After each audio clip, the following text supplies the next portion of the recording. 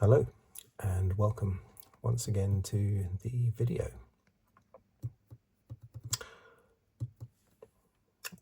In this one I will be continuing my look at the 2024 Formula One World Championship. As regular viewers will know, I look at each race, just a little brief look after each race. Been doing it for a few years now. Just from a fan's perspective, nothing too technical. Plus, I don't do a full rundown of the race. It's just my thoughts about things that happened within the race and how the championship is going and that sort of thing. Right, so as usual, what I would do is I will do a rundown of the 20 positions, the finishing order, then top 10 in the Drivers' Championship, and then a rundown of the 10 constructors. First I have to get the lid off this pen. It was easy that time. That's because I said it was going to be difficult. That's why it was easy. Okay, so this was, of course, round 5, China, Shanghai. First Chinese race since 2019. Now, how would you word that exactly? Would you say it's 5 years or would you say it's 4 years? And Ted Kravitz at one point said it's been 4 years since we were last here. Or we haven't been here for 4 years, he said, which is technically correct because there was no race in 2020, 21, 22 or 23. So that's 4 races missed. However, it's actually 5 years since we were last here, of course. 2019. Okay, so let's go.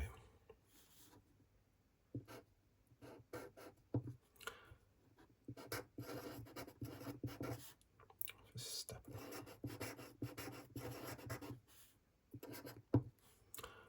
I need to make sure this is in focus. Just bear with me a moment, just while I Okay, so second. Norris.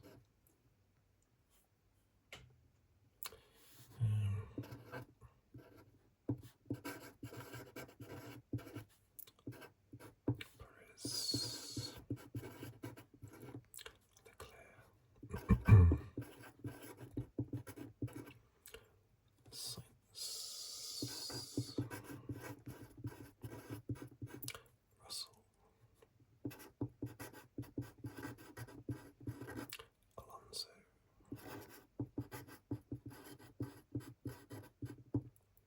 Piastri.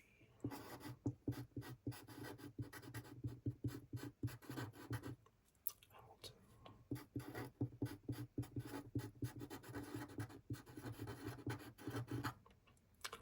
Hulkenberg. Ocon.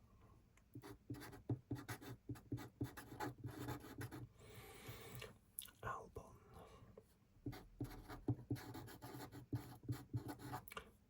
Gasly. Zhou.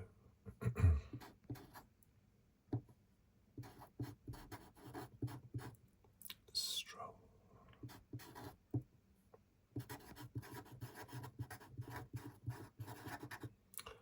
Magnussen.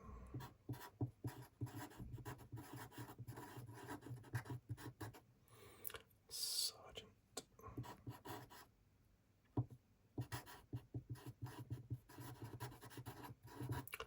Ricciardo.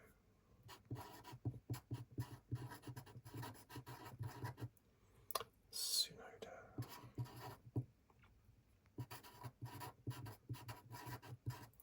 Bottas.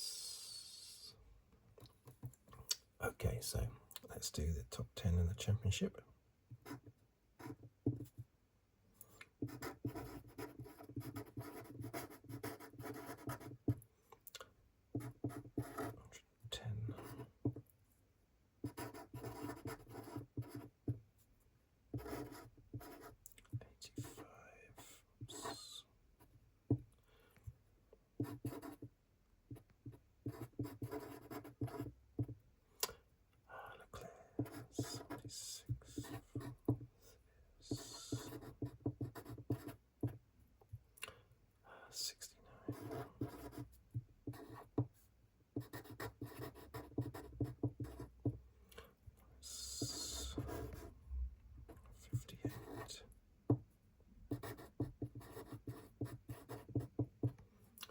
Piastri 38.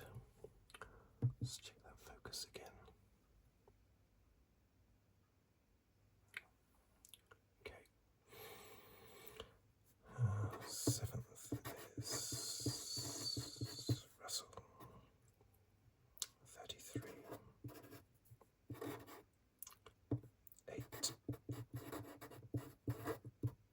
Alonso 31.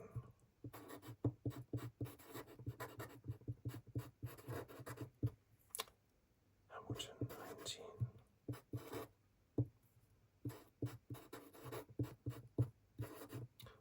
Stroll 9. Okay, and the constructors.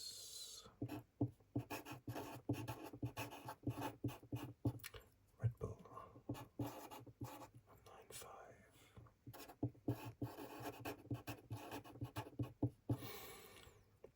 Ferrari 151.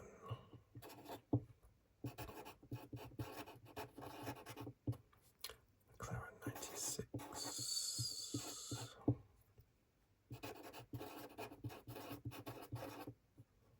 Mercedes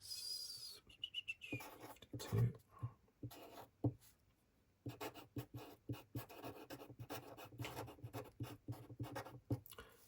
Aston Martin 40. RB 7. Haas 5.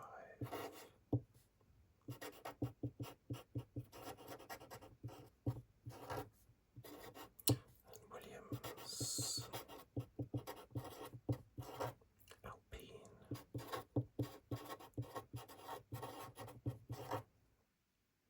Sauber. Okay. So, let me just have a little quick drink.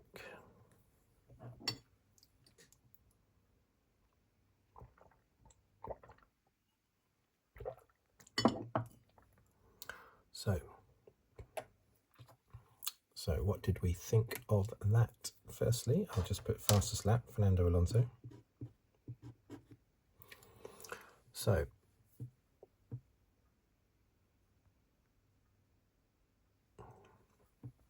now, remember in the last race, I said I didn't enjoy it, even though there was lots of overtaking.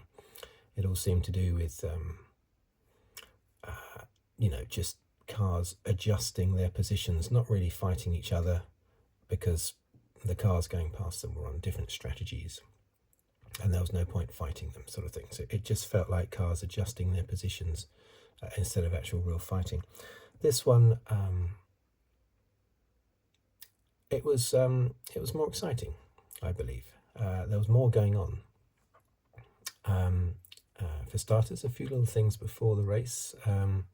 There was a little fire during practice, wasn't it? That was amazing how they seemed to come from a spark, because there's a bump in the road just on the track, just by where the fire was, and it always kicks up sparks. And it seemed that one of the sparks ignited the grass amazingly, considering it had been chucking it down with rain just the day beforehand, 1 or 2 days beforehand. So very strange, and that fire didn't get out of control, but it spread very quickly. So they had to get onto that fast. Albon's Panda helmet. Oh dear. I am, as you might know, because I've said it a few times, I'm one of these people that thinks that a driver, it's their choice, of course. It's their choice, but I believe they should pick a helmet, and that is part of their personality, that helmet. That's who they are. Like Senna's yellow helmet. Damon Hill had a helmet exactly the same as his dad, which was black with white stripes that went part way down, all the way around the helmet. Martin Brundle always stuck to the same helmet, which I think was predominantly white with a little bit of red in it, but I think it was predominantly a white white helmet. Nigel Mansell had a sort of Union flag design on his one. Michael Schumacher was red, I think, his entire career, was it red? You might have chopped around with it a little bit, but then you've got real serial offenders like Vettel, and Button, not Button, well, maybe Button, but that's not what I meant to say. I meant to say Norris, who chop and change their helmets left, right and centre. Now, Albon, okay, it's like, we're in China, here's a Panda helmet, great, but it's not his personality, it's not who he is. It's just like having a big advert. It's like the team trying to ingratiate themselves to China. So, whether that was his decision or whether or not it was the team's decision, I don't know. But it's not who he is. So, yeah, I'm not a fan, I have to say, of the Panda helmet. Now, that reminds me, actually, I have just recorded a video of me drawing a helmet again, which will probably be released probably this coming Saturday, actually, I think.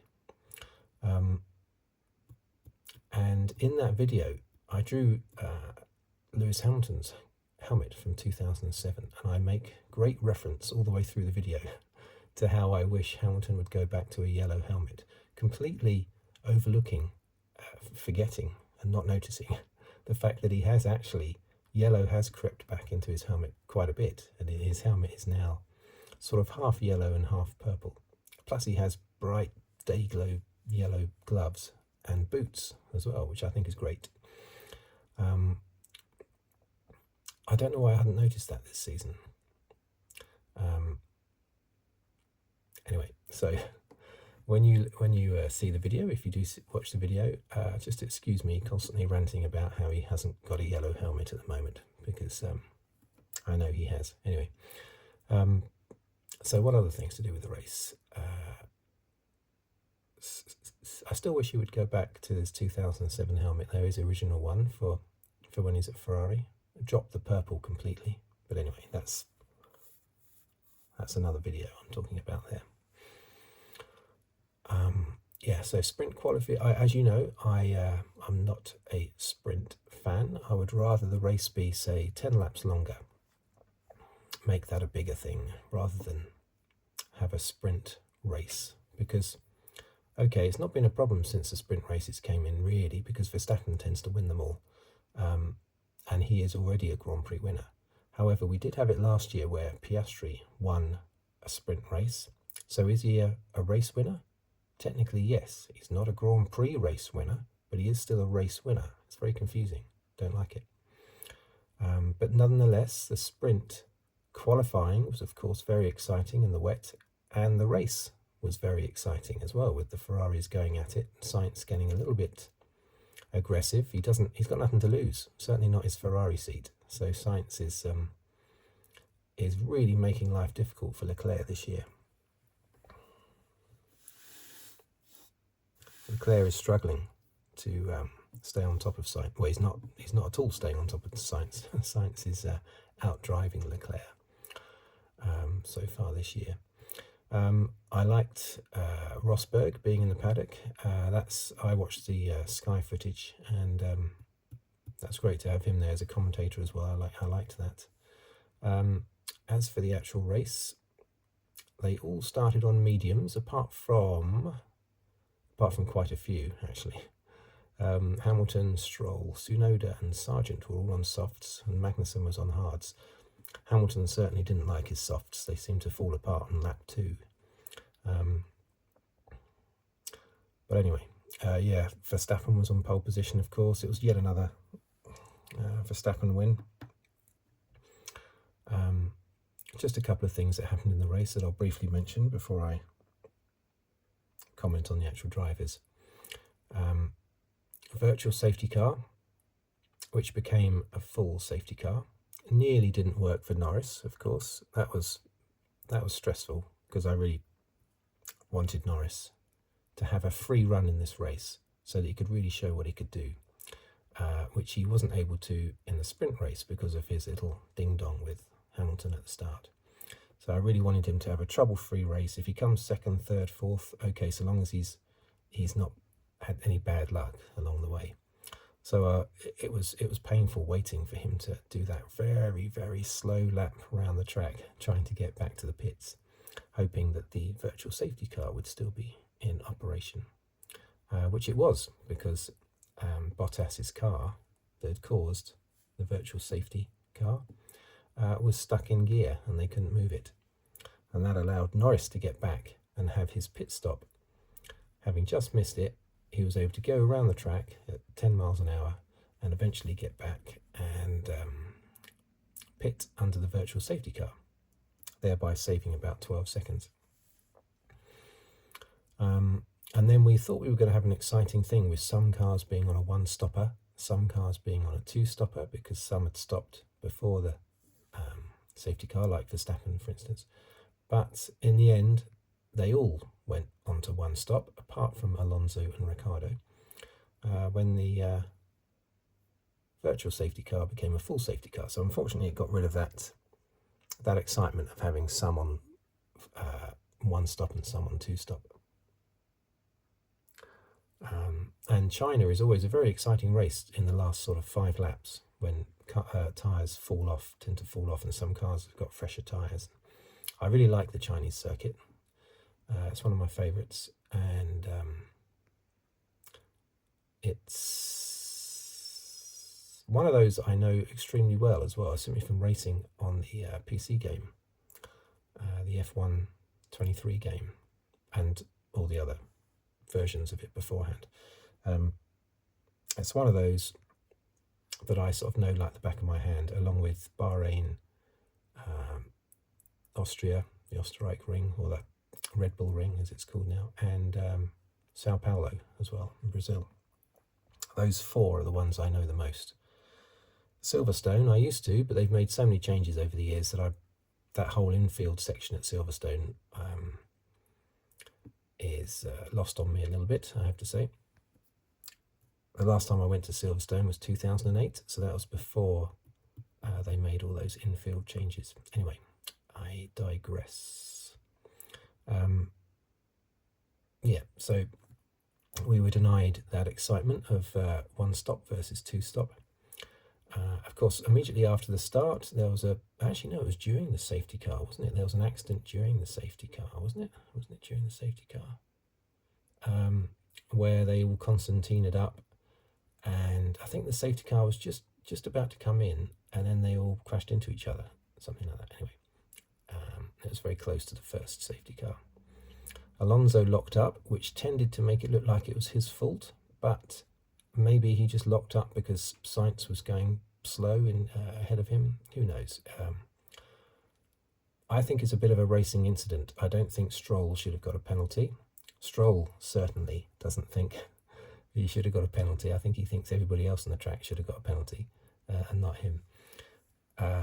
Yes, he hit Ricciardo. Could he have avoided the accident by driving out of the way? Possibly, but these things happen so quick. Yes, as Ricciardo said, Stroll did seem to be not looking ahead of him. He seemed to be looking to one side, but that's only natural. You naturally look towards the apex of the corner. But anyway, I thought it was a bit tough, Stroll getting a penalty for that. I don't think anyone should have got a penalty. It's just one of those things when the cars bunch up. But of course, it wiped out Ricciardo. I think, Ricciardo certainly thinks Stroll should get a penalty. Judging by his reaction afterwards, I think he thinks that Stroll should get banned for life. But I don't think any penalty should have been given. Magnussen definitely deserved his penalty when he took out Tsunoda.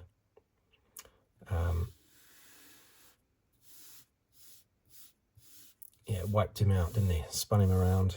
It was just an accident, nothing deliberate. But if you're going to give penalties for those sort of things, then obviously he should have one, even though it's not deliberate. I think you should only get a penalty if it seems like something's deliberate. Nowadays, you get a penalty for simple accidents, something that's not your not intentional, I should say.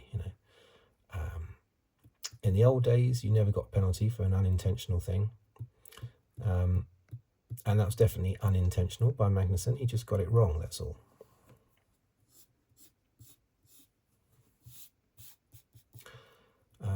So as regards the actual, how the drivers did, fantastic job by Norris. I mean, what a fantastic performance. Big tick. Big tick for Norris. Verstappen, wow. I mean, it's his 58th win, isn't it? He's just, I can't remember anyone being as dominant as Verstappen or as Red Bull. Thing is, though, can you say Red Bull are dominant? Because Perez is not always finishing. This year, he's finished second 3 times, isn't it, I think? And he's had a third and a fifth. It'll be a bit distressing to the team that Perez didn't win the race that Verstappen retired in.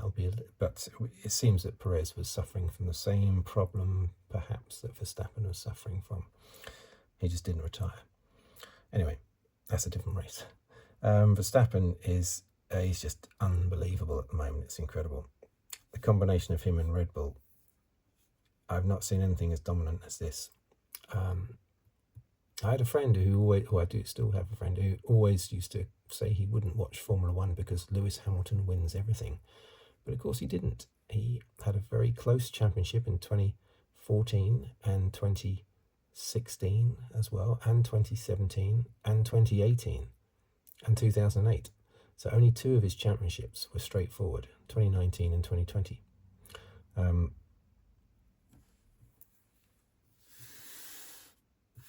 This is total domination. McLaren in 1988. Yes, again, probably the team as a whole, that's the most dominant any team has been as a whole. McLaren in 88, when they won 15 of the 16 races and would have won the 16th had Senna not been taken out on the penultimate lap by a back marker. But that was at least 2 drivers fighting together equally, whereas Perez is not in the fight at all. We can forgive Perez for not coming second in this race because I think he lost out during the safety car period. I think he stopped just before or something like that, but he lost a couple of places during the safety car thing. And that, for Verstappen, if he lost a couple of places, he would just immediately take those 2 places back. But unfortunately for Perez, it's a little bit more difficult, and so that lost him time.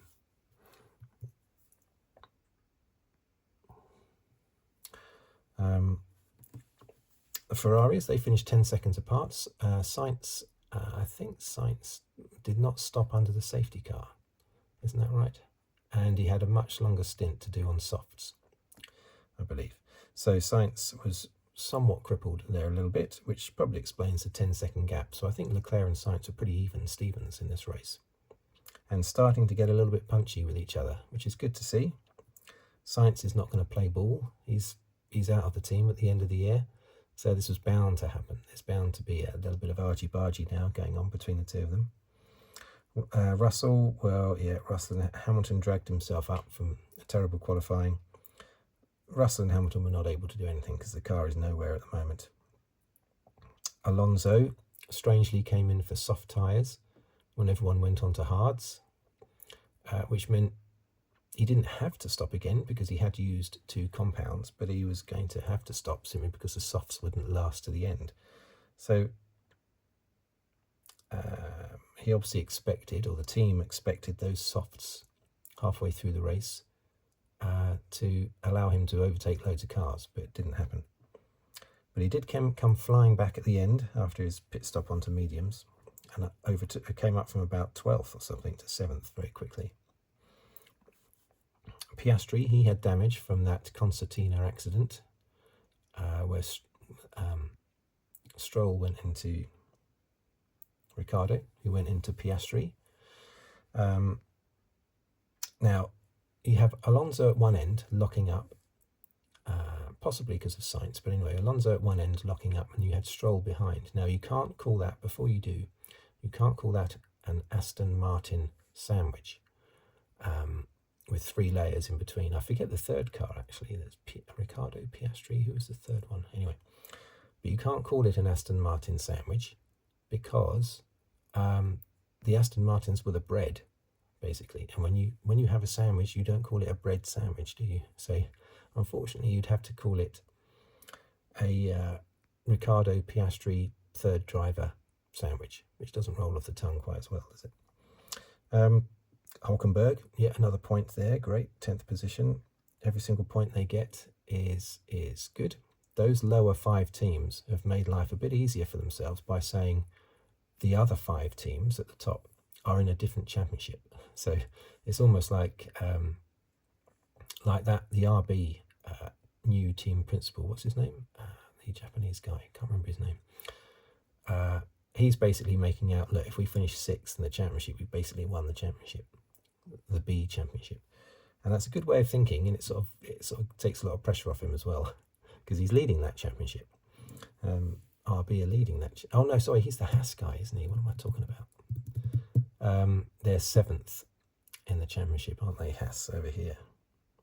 So it's a good battle between Haas and RB. But yeah, that is he Japanese? New team principal. Did I say he was Chinese just now? He's Japanese, isn't he? But yeah, and I think all of them are saying that basically, that this is a separate championship. So really, Sauber can say, and Alpine and Williams can say, they're only 7 points off the lead of the championship. Anyway, Albon, he was so nearly in 11th place. He held 11th place for a while, because as you know, Albon, my nickname for him is 7-11, because he always finishes either 7th or 11th. But he just missed this time. Ocon 11th, Gasly 13th. Fantastic results for Alpine, that is, 11th and 13th. Terrible, isn't it? Zhou on home soil. I'm just glad he finished. So the crowd had him to cheer for every lap. Yes, he came 14th, but at least they were able to cheer him all the way. He was 10th in qualifying, I think, wasn't he? So that's the important thing, that he finished and not last. Stroll way down, Magnussen way down, Sargeant way down. I think there were 3 retirements, weren't there? Obviously, Ricciardo was taken out in the concertina accident. Tsunoda was taken out by Magnussen, and Bottas, I don't know what his problem was, but he's the one that caused the first safety car. His car failed. So fantastic performance by Verstappen, but Norris definitely driver of the day. His 15th, I think it's 15th podium. His 8th second place. God, that must be so frustrating, because you think of all the races that he could have won if he wasn't up against Verstappen. But apparently Mika Häkkinen went 15 podiums before he won his first race, as did Eddie Irvine and another driver whose name I can't remember. But the most prominent one there is, of course, Mika Häkkinen. I didn't realise that. I didn't realise he'd had so many podiums before his first win. I knew that he had a few in 97, including the very last race of 97. No, the very last race was his first win, wasn't it? Of 97. Anyway, I didn't realise he had had as many as 15 podiums before his first win. So come on, Norris, for goodness sake. It's not his fault, of course. It's Verstappen's fault. It's Adrian Newey's fault, actually. But he's right to stay at McLaren, I think, because they're definitely on that upward curve, most definitely, as are Ferrari. Not sure about Mercedes, though. Don't think they are. In the championship, it's 2 by 2. You see, you've got Verstappen and Perez, the Red Bulls. You've got 2 Ferraris, got 2 McLarens. It gets messed up a little bit here, though. Russell and Hamilton, Alonso, Stroll. But it's oh so nearly 2 by 2 by 2 for the top 5 teams in the championship. And it's incredible that Verstappen has won 4 of the 5 races, and he's only 25 points ahead of Perez. And that's, of course, simply because the gap in points between first and second is not particularly great. I wish it was bigger. I would like it to be 30 points for a win and say 15 for second place. And then after that you go down, gradually go down, sort of thing. At the moment they are discussing, apparently the teams are going to get together and discuss doing points down to 12th. I'm fine with that, but I think that doesn't really do a lot, going down to 12th. Why not take it a bit further? Why not go down to 15th? Or even all the way? It takes the excitement away from scoring points, I guess. If you manage to score a point, it's like an achievement, whereas if all you've got to do is finish the race to score a point, it's less of an achievement, of course. But I'm still up for them having points all the way down to the bottom, like they do in IndyCar, and I think NASCAR as well. I just wish they would increase the gap between first and second. If they did that, Verstappen would have the proper lead in the championship that he should have. 25 points is nothing. He's won 4 of 5 races, but it's just because he retired from that 5th one. And that's why, and I remember this happening to Lewis Hamilton in 2014. He retired from the first race. Rosberg, his teammate, won the race. So immediately had 25 points on him. And then Hamilton won the next 4 races. But Rosberg came second in all 4 of those races. So they were virtually level on points, or maybe he was just a little bit ahead. 25 points. What's the gap between first and second? Is 7 points. So 14, 28. Yeah, so he only took the lead in the championship after that 4th win on the trot in round 5 in 2014. And that's because he was able to make up a massive deficit from that first race when he retired. So I think there should be a bigger gap between first and second. Look at the excitement over here in the Drivers' Championship. Alpine and Sauber have swapped positions. I haven't heard this mentioned by anybody. There's not been like a news headline talking about it, but Alpine were last with 0 points, with Sauber were 9th with 0 points. Now Alpine are 9th. They've gone up to 9th with 0 points, and Sauber have gone down, slipped down to 10th with 0 points. Imagine falling further down the table when you were already on 0. You still managed to fall further down the table. Simply because of that 11th place, I guess. Sauber have not finished as high as 11th, I'm assuming. Or if they have, then maybe that 13th beats the next best by Sauber. I don't know. But yeah, no one seems to have noticed that exciting swap around between Alpine and Sauber. Swapsies. I'm going to... Seeing as I'm the only person in the world that's noticed, I'm going to make a big thing of it on here. There you go. Swapped. Amazing. Williams still way out in front in 8th place with 0 points. So maybe they've had 2 11th places, or maybe 11th and a 12th or something. Here they've got to say, yeah, something like that. RB and Haas, they're the ones fighting for the B Championship. Taking all the pressure off themselves by not talking about the other 5. McLaren, fantastic performance. Aston Martin, they'll be very disappointed after doing so well last year. Ferrari will be happy. They've got that win, albeit because Verstappen's car stopped. But still, they're doing very well. And but yeah, McLaren, they're the ones I'm particularly cheering, really, at the moment. I never thought I would do that. Going back to the Mansell, Senna and Prost days, I never thought I'd be cheering on a McLaren. They were always the enemy back in the mid to late 80s, early 90s. So there you go. Not much else to say there, I guess. I enjoyed it more than Japan, but I prefer the circuit actually than Japan. I know everyone's supposed to love Suzuka, but I actually do prefer the Chinese circuit to watch and to race on the computer. But specifically watching the race, I do find China throws up more interesting stuff, basically. especially that great first corner that loops right around. You can do lots of overtaking on the inside and even on the outside going through there. It's great. So there you have it. Thank you very much for watching and listening. The next race is in Miami in 2 weeks' time. That's a tough one to race on the computer. It really is. Not as tough as Singapore though, or Monaco, or Saudi Arabia, but still tough.